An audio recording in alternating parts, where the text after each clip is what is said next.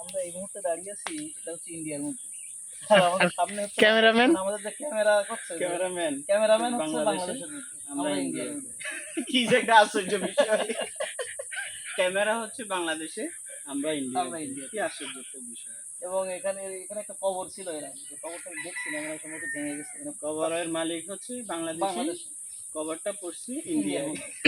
ওরা কবর মানে জিয়ারত করে, যেটা যে ঈদের সময় বা অন্য সময়, যেটা বাংলাদেশে ওরা থেকে বাংলাদেশে ইন্ডিয়ার থেকে। কবরে হ্যাঁ, আচ্ছা, তাহলে এই যে শ্যাওলা ভর্তি যে পুকুর, এটা ইন্ডিয়া, ইন্ডিয়া। ইন্ডিয়ার একদম।